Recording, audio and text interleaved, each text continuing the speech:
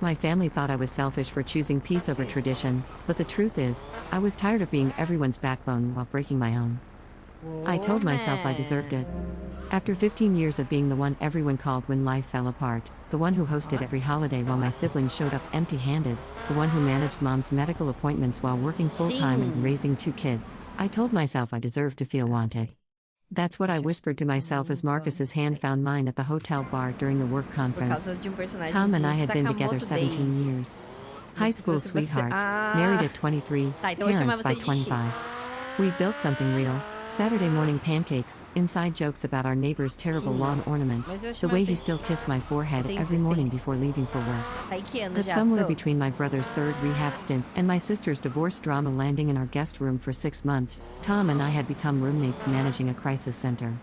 "You're always so strong," Marcus had said, his thumb tracing circles on my wrist. "When do you get to be vulnerable?" The lie tasted sweet. I wasn't choosing peace, I was choosing destruction and calling it self-care. Every therapy podcast I binged, every self-help book about putting yourself first became my twisted justification. My family thought I was selfish? Fine. I'd be selfish. I'd stop being everyone's backbone and start living for me. Except that's not what I was doing at all. The hotel room key card felt like lead in my hand. My wedding ring caught the hallway light, the same ring Tom had saved for months to buy, working double shifts at the warehouse. Quase eu caí, I thought about você our viu? kids, Lily and James, asleep at home, trusting that mommy was at a boring work thing. I thought about Tom, probably fallen asleep on the couch waiting for my goodnight text that never came. But I was so tired of thinking about everyone else. That's what I told myself as I followed Marcus down the hallway.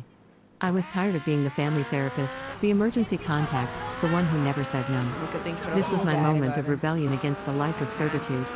3 hours later, sitting in my car in our driveway at 2 a.m., I knew I'd just shattered everything. The guilt sat in my chest like broken glass. I could see Tom's truck in the garage, Lily's pink bike with the streamers, James's soccer ball in the yard. Normal things. Sacred things. Things I'd just betrayed for what? For 3 hours of pretending I was someone else? For the validation of a man who didn't know that I sang off-key in the shower or that I was afraid of ladybugs? I found Tom in the kitchen the next morning, staring at his phone. My phone. Which I'd left unlocked. With Marcus's text asking when he could see me again. He didn't yell. He didn't throw anything. He just looked at me with those brown eyes I'd fallen in love with at 16 and said, "I've been carrying this family too. You just never noticed because I didn't complain about it." 6 months later, I'm sitting in a studio apartment that smells like the previous tenant's cigarettes, scrolling through photos I'm not supposed to have anymore. Lily's school play. James's first goal. Tom's smile at last Christmas, the last Christmas I'll ever have with them as a family. The divorce was swift. Tom's lawyer had those text messages, the hotel receipt I'd stupidly paid for with our joint credit card, the confession I'd sobbed out thinking honesty would somehow fix things. Joint custody became supervised visits, became every other weekend, became mom needs some time to work on herself. Marcus? Gone the moment complicated became expensive. Turns out he wasn't interested in a woman with baggage, legal fees, and children who looked at him like he was the monster under their bed. He transferred to the Portland office. Blocked me on everything. The last text he sent was this isn't what I signed up for. My family, the one I'd been so tired of supporting? They're Team Tom now. My sister, who lived rent-free in my house for 6 months, posts pictures of her taking my kids to the park. My mom, whose chemo appointments I never missed, tells people she has 2 children now instead of 3. My brother, clean for 8 months, sent me a single message. Tom was the one who drove me to rehab that last time. While you were at your conference. I see my therapist every week now, a real one, not the Instagram quotes I used to justify my choices. She says I conflated burnout with entitlement. She says I mistook self-destruction for self-care.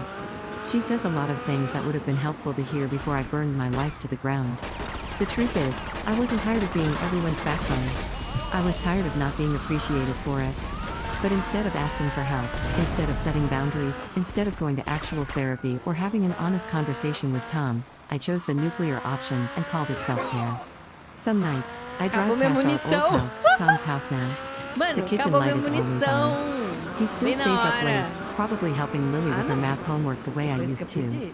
James's new bike is in the yard, red this time, no training wheels. Tom's girlfriend's car is sometimes in the driveway. She's a pediatric nurse. The kids like her. Mano, eu vou ter She que ir makes um them laugh in mês. ways I can't anymore because I'm the woman who broke their Não sei se father's se heart sinta mais and destroyed perto. their sense of safety. I wanted to stop being everyone's Aqui é o do backbone. shopping. Congratulations to me. Now I'm Isso nobody's aqui. anything. I'm the Porque cautionary tale my eu não kids tenho will tell munição their mais. therapists. I'm the Tá reason louco? Lily Os asks caras her vão vir dad me tirar twice if he munição. promises he'll be there. I'm why Jane Aí stopped você calling me jogaria, mom né, and comigo. started calling me Claire.